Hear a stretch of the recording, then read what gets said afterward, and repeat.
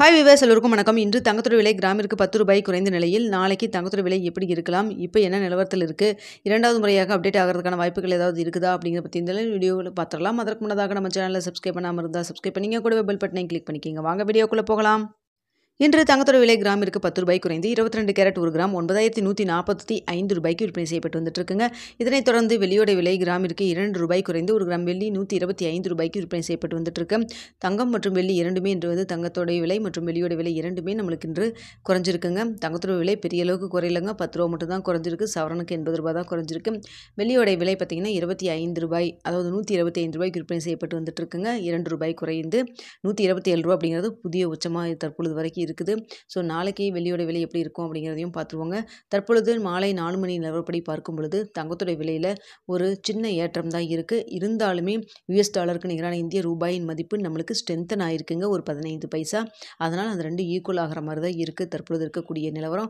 அதனால் பார்த்திங்கன்னா ₹9,140 நாளைக்கு விலை இருப்பதற்கான வாய்ப்புகள் தான் இருக்குது தற்பொழுது இருக்கக்கூடிய சூழ்நிலையில். அப்படி இல்லைனா ப்ளஸ் ஆர் மைனஸ் ₹10 ₹30 வரைக்கும் இருப்பதற்கான வாய்ப்புகள் தான் இருக்குது.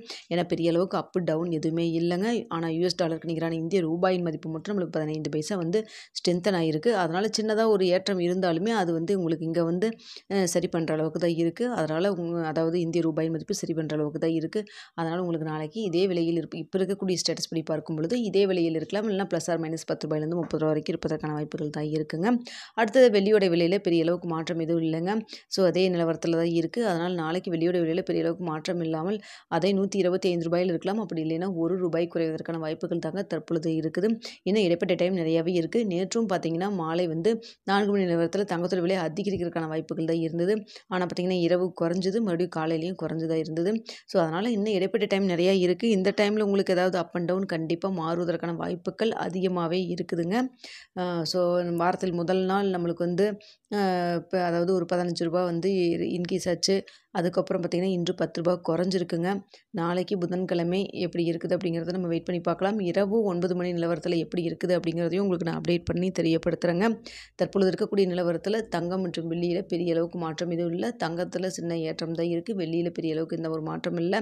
ஆனால் US டாலருக்கு நிகரான இந்திய ரூபாயின் மதிப்பு நம்மளுக்கு ஒரு 15 பைசா வந்து ஸ்ட்ரென்தன் ஆகிருக்கிறதுனால நம்மளுக்கு ஒரு சப்போர்ட் லெவலாக இருக்குங்க. ஸோ இதே அளவுக்கு இருக்கா, இல்லை ஏதாவது ஸ்டேட்டஸ் மாறுதா, சர்வதேச லெவல்லையும் தங்கம் மற்றும் வெள்ளியோட விலை மாறுதா, இல்லை வந்து இந்திய ரூபாயின் மதிப்பு ஏதாவது மாற்றம் ஏற்படுதா அப்படிங்கிறத நம்ம வெயிட் பண்ணி பார்க்கலாம். இரவு 9 மணி நிலவரத்தில் எப்படி இருக்குது அப்படிங்கிறத தெரியப்படுத்துகிறேங்க. ஸோ பார்த்திங்கன்னா உங்களுக்கு வந்து இப்போ நிறைய பேர் சீட்டு பட்டன் கட்டாமல் வெயிட் பண்ணிகிட்ருப்பீங்க. பாருங்கள், உங்களுக்கு எந்த ரேட் உங்களுக்கு ஓகேன்னு தோணுச்சோ அதை பார்த்து நீங்கள் வெயிட் பண்ணி பே பண்ணிக்கிங்க. இல்லை வெயிட் பண்ணுறனாலும் பண்ணுங்கள், இல்லை பே பண்ணுறனாலும் ஓகேங்க. நீங்கள் யோசித்து முடிவு பண்ணிக்கிங்க. தங்கத்தில் இன்வெஸ்ட் பண்ணுறதுக்கு முன்னாடி பொருளாதார ஆலோசகரை கன்சல்ட் பண்ணிவிட்டு இன்வெஸ்ட் பண்ணிக்கிங்க. வீடியோ பிடிச்சிருந்தால் லைக் பண்ணுங்கள்.